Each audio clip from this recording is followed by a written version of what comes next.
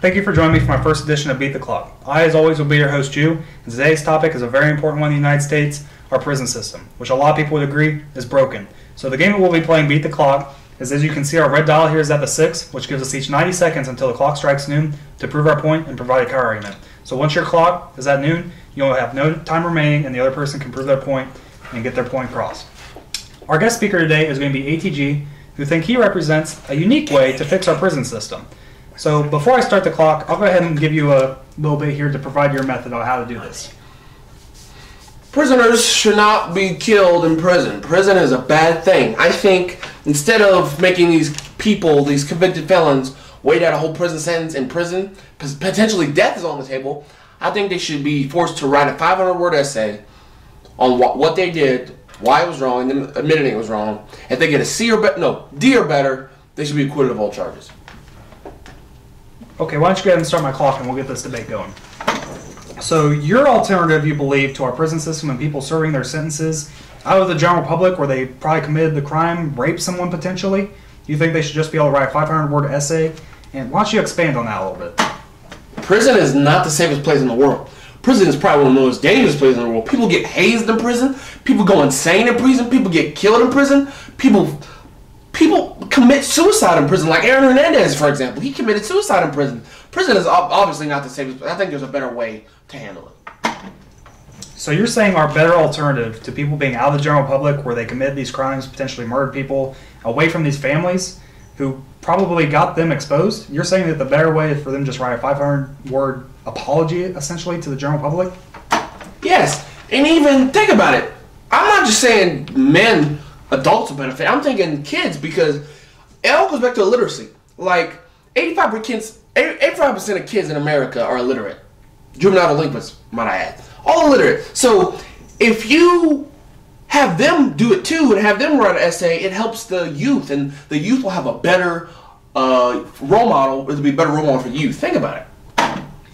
Okay, well, you mentioning the juveniles, I guess that could make a little bit more sense with children who might be, or are still committing very bad crimes, but maybe I'm still saying a 500-word essay seems a little bit low for possibly getting out to the general public where they could have harmed a lot of people.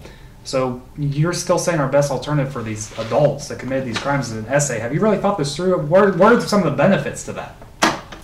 America, baby! This is not just better for prisoners, it's good for America.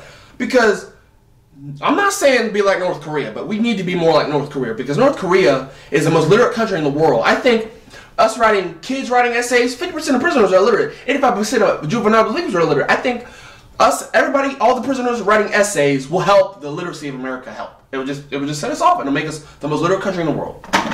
So you've got about 20 seconds remaining. The last point I'd like to let you expand on is, since you've really thought this through, do you think there's anything that could possibly go wrong with these prisoners instead of serving their time in prison and thinking about what they've done? Do you think that they could, they'd be fully cleansed by the time they get back out to the general public once they write this essay? Are there no dangers there? No dangers. The only dangers is like somebody getting stabbed with a pen or pencil. But that's overthinking it. That's like a shot in the dark. That's like not going to happen. Other thing else, there's only benefits. There's only benefits. Well, that just about wraps up his time. I guess for my last 15 seconds, I'd like to really just push the idea of the fact that 500-word essay when these people could possibly murdered and raped someone's whole family, and now they're back out in the general public near this family, near these friends. They haven't had the time to really think about what they've done and serve their time in prison and really seek the punishment that they're supposed to seek. So you got about 5 seconds left. I'd like you just any final points on that? Literacy, man. America. We're going to benefit not only as people, humans. It's hard being a human, let alone a human being.